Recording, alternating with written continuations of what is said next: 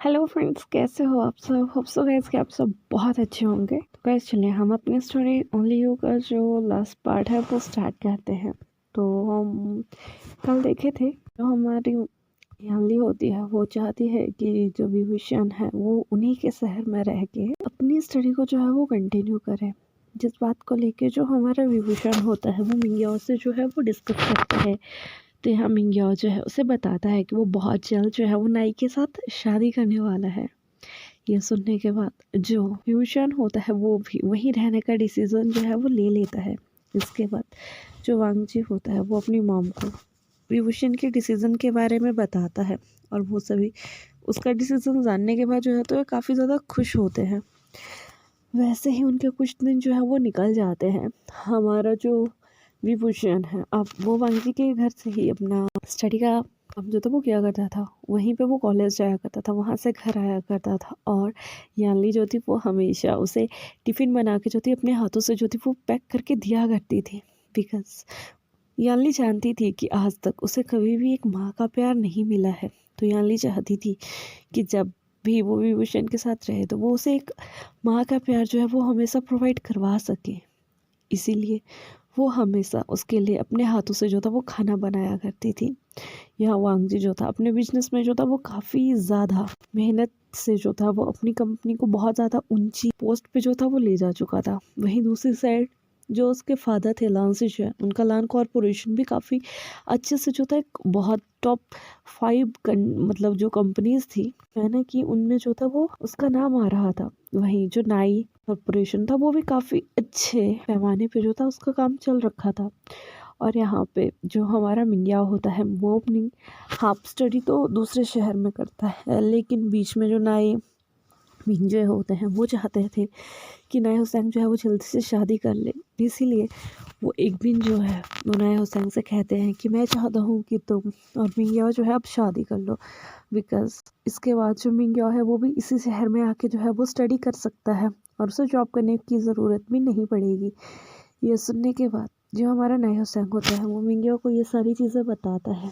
Mingyao जो है वो इमोशनली होके जो है वो रोना स्टार्ट कर देता है, लेकिन वो जो है उस चीज़ के लिए मान जाता है। तो यहाँ जुनाई में जो होता है वो एक दिन डिसाइड करके जो है उनकी मैरिज जो है वो फिक्स कर देता है। ये बात जो हमारा मिंग्याओ होता है वो कॉल करके जो है वो विभूषण को बताता है। विभूषण उसके लिए काफ़ी ज़्यादा खुश था। इसके बाद जो हमारा विभूषण होता है वो याओ से पूछता है कि फिर तुम्हारी मैरिज की डेट कब फिक्स हुई। तभी याओ से पर कहता है कि नेक्स्ट वीक। ये सुनने के बाद जो हमारा विभूषण होता है वो याओ को बहुत बड़ी कॉन्ग्रेचुलेशन देता है। तभी याओ से कहता है कि मैं वापिस हमारे शहर आ रहा हूँ और मैं चाहता हूँ कि तुम और सारा खान परिवार जो है वो इस शादी में जो है वो शामिल हो। इतने में ही जो नाइमिंग जो होते हैं वो लान के घर में जो है वो आ जाते हैं और आज जो हमारा विभूषण था वो भी घर पे ही था। जब यानली को इस बात का पता चलता है तो वो भी काफ़ी ज़्यादा खुश होती है। यहाँ जो हमारा विभूषण था वो भी काफ़ी ज़्यादा खुश होता है।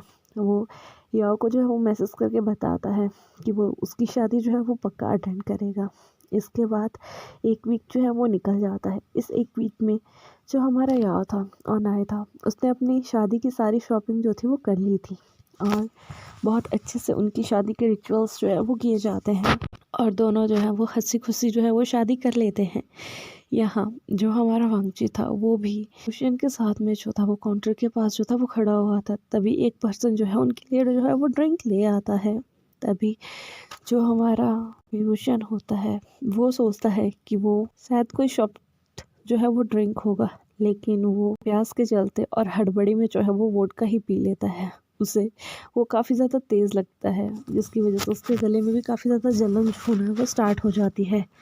लेकिन इतने में ही जो हमारा वांगची है वो उसे जल्दी से कॉकटेल टाइप कुछ जो है वो दे देता है ताकि उससे उसकी वो जलन जो है वो कम हो सके। तो हमारा जो विभूषण होता है वो वैसे कॉकटेल के 3 गिलास जो है वो हड़बड़ी में जल्दी जल्दी से पी जाता है। बिकॉज उसे वो कॉकटेल जो था वो थोड़ी स्वीट इसमें जो थी वो फील हुई थी। इस चक्कर में जो हमारा विभूषण है उसे हल्की हल्की शराब का नशा चढ़ना जो था वो स्टार्ट हो चुका था और ये बात जो है हमारी यानली जो थी वो भांप चुकी थी। तभी वो वांगजी से कहती है कि मुझे लगता है तुम्हें विभूषण को लेके जो है वो घर चले जाना चाहिए। ये सुनने के बाद जो हमारा वांगजी होता है वो उससे कहता है कि मॉम, मुझे लगता है कि भूषण ठीक है। तभी याली जो है उससे कहती है कि नहीं, भूषण ठीक नहीं है, तुम्हें इसे लेके घर जाना चाहिए। ये सुनने के बाद जो हमारा वांगजी होता है वो याओ और नाई से मिलता है और उनसे कहता है कि वेइंग की हालत मुझे ठीक नहीं लग रही है, मैं उसे लेके घर जा रहा हूँ, तुम अपना ध्यान रखना और बहुत जल्द तुम विभूषण के कॉलेज में ही जो है वो अपनी एडमिशन ले सकते हो। मैं उसके लिए कॉलेज के प्रिंसिपल से जो है तुम्हारे लिए बात कर लूँगा। ये सुनने के बाद जो याओ होता है वो वांगजी को जो है वो बो करता है। जैसे ही वांगजी वहाँ से जाने लगता है, याओ उससे कहता है कि प्लीज़ उसका ध्यान रखना, वो अल्कोहल टॉलरेट नहीं कर सकता।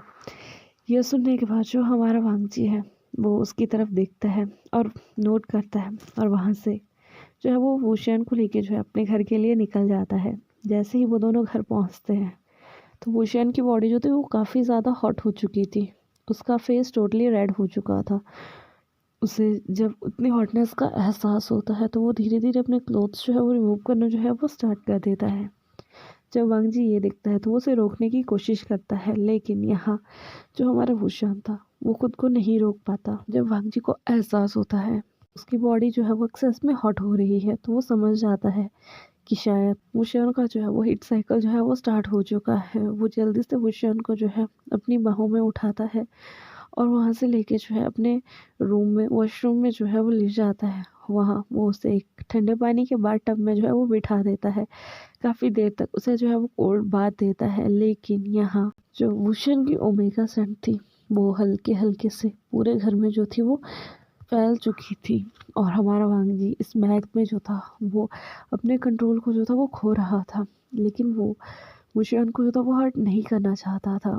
और यहाँ जो हमारा वूशियन था वो वांगजी से टोटली उसी की डिमांड जो था वो किए जा रहा था और वो उससे कह रहा था कि मैं आपको कभी भी ब्लेम नहीं करूँगा, बट आई नीड यू, मुझे आपकी हेल्प की ज़रूरत है, प्लीज़ हेल्प मी।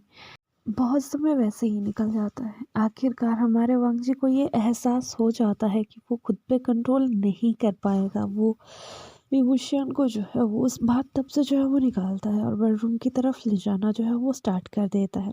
वो उसे बेडरूम में ले जाके जो है वो अपने बेड पे जो है वो सुला देता है। बेड से एक टॉवल लेके आता है और फिर उसके बाद उसके बॉडी को जो है उस टॉवल से जो है वो क्लीन करने लगता है। जैसे जैसे वो उसकी बॉडी को जो था वो क्लीन कर रहा था वैसे वैसे ही हमारे विभूषण की ओमेगा सेंट जो थी वो और भी ज़्यादा जो थी वो रिलीज़ हो रही थी, और जिसकी वजह से जो हमारा वांगजी था वो ट्रिगर हो रहा था।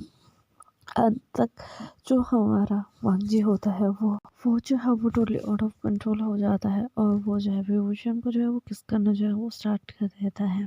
जैसे ही वो उसे किस करना जो है वो स्टार्ट करता है, जो हमारा वूशियन होता है वो भी उस किस का रिप्लाई देना जो है वो स्टार्ट कर देता है, जिसकी वजह से जो हमारा वांगजी है वो और भी ज़्यादा ट्रिगर जो है वो हो जाता है। और हमारा जो वूशियन था वो पहले से ही हाफ नेक्ड जो थी उसकी बॉडी थी, उसकी बॉडी को देख के जो हमारा वांगजी है वो फिर तो खुद पे टोटली ही कंट्रोल जो है वो खो देता है और जल्दी से अपने क्लोथ्स जो है वो रिमूव करता है। और उसके बाद वो जो है वो वूशियन के नेक पे जो है वो सक करना जो है वो स्टार्ट कर देता है। काफ़ी देर तक उसे सक और लिक करने के बाद जो हमारा वांगजी होता है वो वूशियन को जो है वो नाइट एक्टिविटी के लिए जो है वो रेडी करना जो है वो स्टार्ट कर देता है। जब तक वो उसे रेडी कर रहा था तब तक वो बहुत ही हल्के हाथों से जो है उसके पूरी बॉडी को जो था वो टच किया जा रहा था। कभी वो उसके निपल्स के साथ जो था वो खेल रहा था, कभी वो उसके नेबल के साथ जो था वो खेल रहा था, कभी उसे सक कर रहा था, कभी उसे लिक कर रहा था और कभी उसे सक किस कर रहा था। इस तरह से जो हमारा वांगजी था उसने वूशियन के हर बॉडी पार्ट पर जो था वो अपना लव वाइट या ही किस जो थे वो छोड़े हुए थे। हमारे वूशियन की हाफ अपर बॉडी जो थी तो वो तो टोटली ब्लू और रेड कलर में जो थी वो दिखाई दे रही थी, लेकिन जब हमारे वांगजी को जो है वो ये एहसास होता है कि हमारा वूशियन जो है वो हर चीज़ के लिए जो है वो रेडी हो चुका है, तो वो हल्के से जो है वो खुद को उसमें जो है वो एंटर कर देता है। यहाँ इस समय उन दोनों के पास कोई भी प्रोटेक्शन जो थी वो अवेलेबल नहीं थी, और जो हमारा वांगजी था वो वूशियन के साथ में कोई भी प्रोटेक्शन जो था वो यूज़ करना भी नहीं चाहता था। काफ़ी देर तक नाइट एक्टिविटी परफॉर्म करने के बाद जो वांगजी होता है वो खुद को जो है वो वुशन में ही रिलीज कर देता है। इसके बाद वो अगेन से जो है सेकंड राउंड जो है वो स्टार्ट कर देते हैं और इसी तरह से वो सेकंड राउंड के बाद भी खुद को जो है वो उसी में रिलीज करता है। इसके बाद जब हमारा मोशन जो है वो थोड़ा होश में आता है तो वो वांगजी को जो है उस बात के लिए जो है वो डांटता है कि आप ऐसा नहीं कर सकते, क्या हुआ अगर मैं प्रेग्नेंट हो गया तो। जो इस पे जो हमारा वांगजी होता है वो उससे कहता है कि it's okay, you are my omega, और अगर ऐसा कुछ हो भी गया तो तुम्हें कोई कुछ नहीं कहेगा। इसके बाद जो हमारा वांगजी होता है वो धीरे धीरे जो है वो हुशियन की जो है वो नेक के पास जाता है और उसकी नेक पे जो है उसे जो है वो मार्क कर देता है और वो उसे इतने ज़ोर से बाइट करता है कि जो हमारा वुशन है उसकी जो है बिल्कुल ज़ोर से जो है वो चीख निकल जाती है और उसके बाइट मार्क से जो है वो खून आना जो है वो स्टार्ट हो जाता है। और यहाँ जो हमारा वांगजी होता है वो वुशन को कहता है कि now you are my marked omega, और मैं चाहता हूँ कि तुम मुझे भी मार्क करो। ये सुनने के बाद जो हमारा वुशन था उसकी आंखों में आंसू आ चुके थे, लेकिन वो भी वांगजी को जो है वो मार्क कर देता है। जिसके बाद वो दोनों जो है वहीं पे उसी कंडीशन में जो है वो सो जाते हैं। नेक्स्ट डे हमारा वांगजी जो है वो उठता है, हर चीज़ को क्लीन करता है, उशेन की बाथिंग में जो है वो हेल्प करता है। उसके बाद उसको जो है वो फ्रेश क्लोथ्स पहनाता है, उसके लिए खाना बनाता है, उसे खाना खिलाता है और उसे रेस्ट करने के लिए कहता है। वहीं दूसरी साइड जो हमारी यानली थी उसे उसी रात जो था वो शक पड़ चुका था कि वहाँ क्या हो रखा होगा, लेकिन जब वो मॉर्निंग में उनके घर आती है तो उससे घर की कंडीशन को देख के ऐसा नहीं लगता था कि ऐसा कुछ हुआ भी होगा। तो याली सोचती है कि शायद उसका बेटा बहुत ही ज़्यादा कंट्रोल करने वाला है तो शायद उसने कंट्रोल कर लिया होगा। वैसे ही कुछ टाइम जो है वो निकलता है। यहाँ जब हमारा याव था वो तो अपनी स्टडी में काफ़ी ज़्यादा बिजी था और वहीं दूसरी साइड जो हमारा बुशान था उसकी तबीयत जो थी वो काफ़ी ज़्यादा ख़राब रहना जो थी वो स्टार्ट हो गई थी। उसे कभी कभी बहुत ज़्यादा खाने की क्रेविंग हुआ करती थी और कभी कभी वो कुछ नहीं खाता था। वैसे ही कुछ दिन निकलते हैं।